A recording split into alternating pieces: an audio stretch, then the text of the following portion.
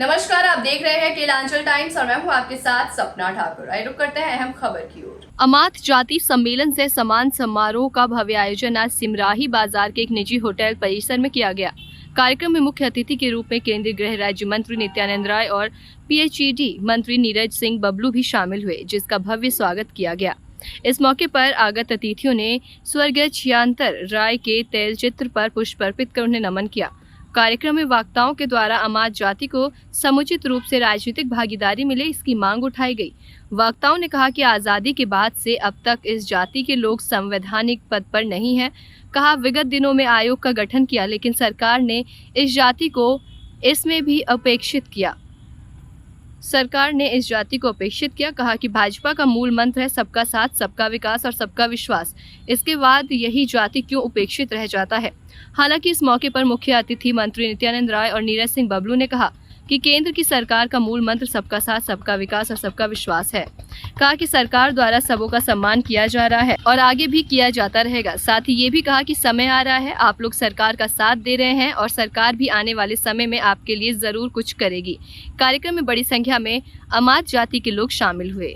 राम कुमार जी संघर्ष करते रहते हैं और भारतीय जनता पार्टी में लगातार अपना समय देते रहते हैं। लेकिन मैं एक बात कहना चाहता हूं कि हमारे माननीय प्रधानमंत्री जी का जो सिद्धांत है, जो भारतीय जनता पार्टी का सिद्धांत है, वो है सबका साथ, सबका विकास और सबका विश्वास। इसमें हम सब लोग काम करते हैं और उसका नतीजा ये रहा है कि आदरणीय राम कुमार जी को हमने जिला का अध्यक्ष बनवाया और एक बार नहीं, दो बार जिला का अध्यक्ष बनवाया। और सुपौल पे हम समझते हैं कि नित्यानंद राय जी का विशेष आशीर्वाद रहता है, विशेष ध्यान रहता है और विशेष जानकारी लेते रहते हैं कि किनको जवाबदेही मिलता है। और इन्हीं के निर्देश पे मैं आपको जानकारी देना चाहता हूं कि नित्यानंद राय जी के ही निर्देश पे राम कुमार जी को विधानसभा का भी टिकट दिया गया। वो सब इनके निर्देश पे होता रहा है। साथियों, इतना ही नहीं हुआ और उसके बाद इनको कोल इंडिया में भी जगह देने का काम किया। जब हमारी सरकार केंद्र में बैठी, इन्हें कोल इंडिया में भी हम लोगों ने जगह दिलाने का प्रयास किया। और मैं आपको बता दूं, यहाँ पर राम कुमार राय जी बैठे हैं, हर बात को जानते हैं। जब लोकसभा का चुनाव शुरू हुआ तो हमने स्पष्ट तौर पर अपने पार्टी के तमाम वरिष्ठ नेताओं को, प्रदेश के अध्यक्ष को कहने का काम किया कि हम उस समय अकेले थे, एनडीए पूरी तरह नहीं था, जदयू हमसे अलग था। और हमने स्पष्ट यहाँ से कहने का काम किया कि अगर लोकसभा में किन्हीं को लड़ाना है तो पहला नाम राम कुमार राय का है, उन्हीं को लोकसभा का टिकट दीजिए। लोगों ने कहा कि आप अपनी दावेदारी काहे नहीं करते हैं, आप तो 5 बार से विधायक हैं, मंत्री भी बने हैं, आप काहे नहीं दावेदारी करते हैं। हमने कहा नहीं, लोकसभा का लड़ना होगा, हम मधेपुरा जाके लड़ेंगे, जहां कोई नहीं लड़ना चाहता है, हम सहरसा में लड़ेंगे। राम कुमार राय जी को टिकट सुपौल से दीजिए, सुपौल लोकसभा से। हमने सबको कहने का काम किया। पूछिए, राम कुमार राय जी यहाँ गवाह के तौर पर खड़े हैं, इनको नहीं पता था, ये नहीं सोचते थे कि हमको लोकसभा लड़ना है, ये सोचते थे इनको विधानसभा मिल जाए। लेकिन समय बदलते रहता है, जब समय बदलता है तो उसी के अनुरूप काम करना पड़ता है। पुनः यहाँ एनडीए की सरकार बन गई और ये सीट चला गया जदयू में, ये टिकट से वंचित रह गए। हम इनको लगातार कहते रहते हैं कि आप काम में बने रहिए।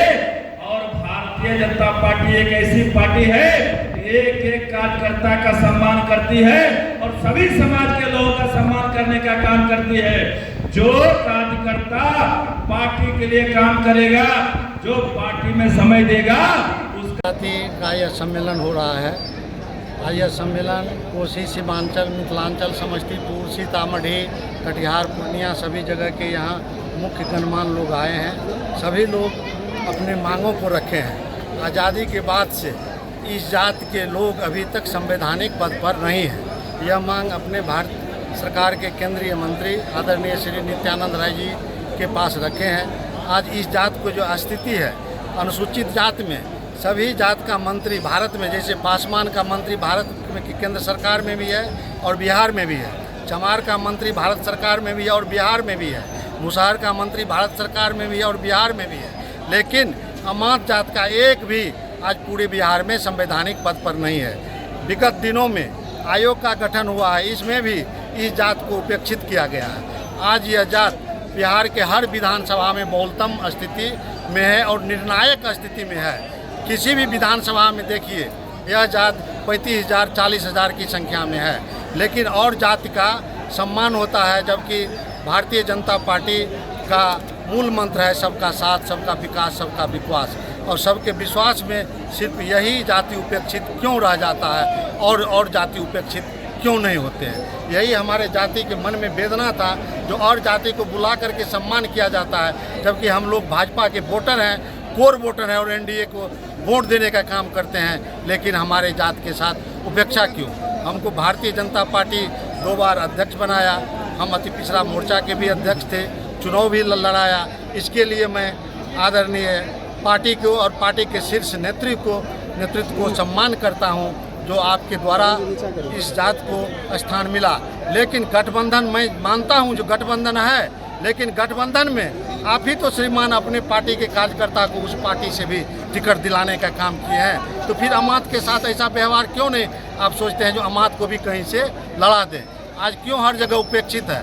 आज देखिए मिथिलांचल में चाहे जो भी विधानसभा हो, अब भारत सरकार के द्वारा गणना कराया जा रहा है, सब स्पष्ट सामने आएगा, लेकिन अमात जाति उपेक्षित है। आज उसी के चलते भारतीय जनता पार्टी का भी आह्वान हुआ, जो आप अपने जाति का सम्मेलन कीजिए, अपने जाति का संख्या बल दिखाइए।